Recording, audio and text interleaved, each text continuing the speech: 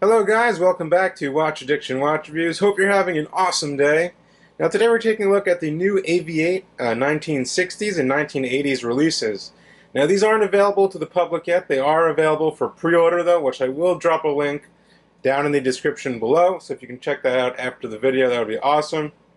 So basically these watches are to commemorate the REEF 100th anniversary, and they released these two models. They're from the Centenary Flyboy edition, or the Centenary series. Dubbed the 1960s and the 1980s. On the left is the 1980s, on the right is the 1960s. Now let's take a quick look at the actual packaging this new style comes in. Let me just remove these watches. Okay, so it comes in this nice cardboard box, as you can see. This will open up. And then inside of this watch you get a care package box with the nice Avi-8 Centenary logo, two little buttons, and all the wrappings or stuff are in there, because I had to unwrap everything before the video. But as you can see, they also come with these nice custom cards for your watch, a limited edition, and a little information about the model, which is pretty nice. So the packaging is definitely pretty good. I do like the packaging. The boxes are quite big, I must say, but you know, it's definitely worth the money. Let's get on to the watches now. First up is the Avi-8 1960s. Now, as you can see, this kind of relates to the 60s era of aviation, especially within the Royal Air Force, the RAF.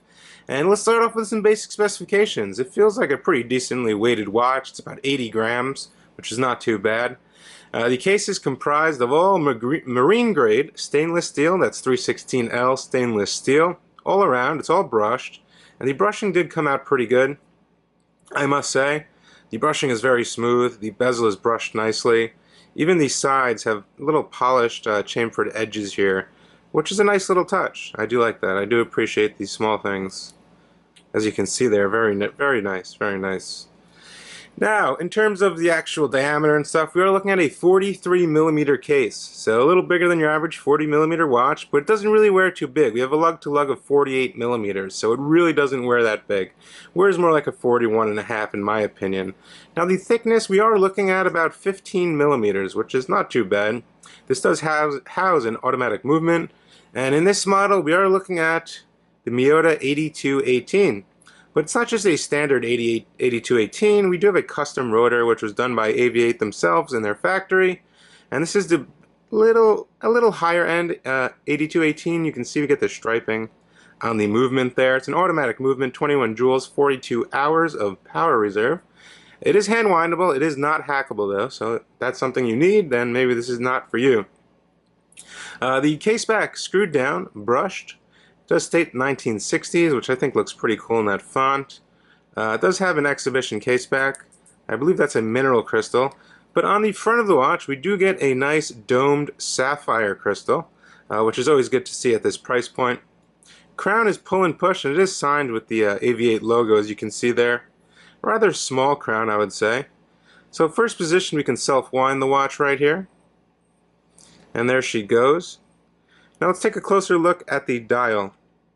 So we get this nice kind of sub-dial with circular lines going around it in gray with a red sub-seconds hand, which looks pretty cool. We get your RAF logo or bullseye over here, and that's used just for some decoration to commemorate.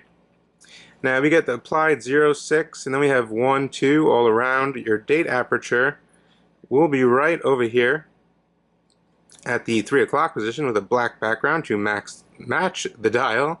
Sorry about my confusing language today. And the hands, we have nice sword hands here, I would say. They are done with Swiss Superluminova, and that is the only... Actually no, this model, I believe all of the markers are loomed as well. The other model only has loom on the hands, but this model, the 1960s, does have loom on all of the markers. So it's quite an interesting design. It's definitely a bit more legible than the other one. There's a little less going on this model right here. I'll show you when I look at the other model. But as you can see, everything looks pretty good on this watch. Now the strap, we have a 22mm lug width here. Nice genuine leather thick strap, but it is flexible and quite supple on the wrist.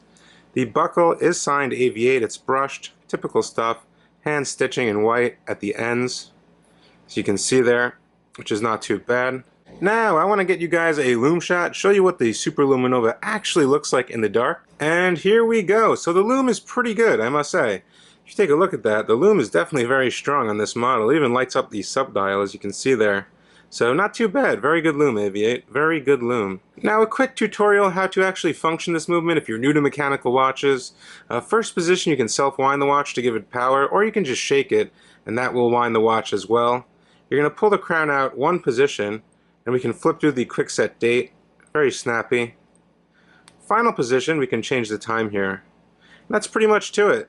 This crown is pull and push. It does have 5 ATMs of water resistance, so definitely wouldn't go swimming with it, but if you happen to get it wet in the rain or drop it in the sink, you should be okay. I'm going to throw it on my wrist and then we'll head over to the 1980s version. So there she is on my 6.5-inch wrist with this 43mm case by 48mm. Fits just about end to end, definitely rides on the wrist. The strap, like I stated earlier, definitely conforms straight out of the box. Get that nice signed Avi-8 buckle. Definitely looks the part, has that aviation texture, nice tan color to it. Yeah, I really like it. Definitely matches this black dial, which does have a little smoke in the front of the dials. You can slightly see the movement, which some of you might not have noticed. So you can see there, you can slightly see the movement through the front of the dial, which is a pretty cool feature there. So yeah, all around, this model is pretty cool.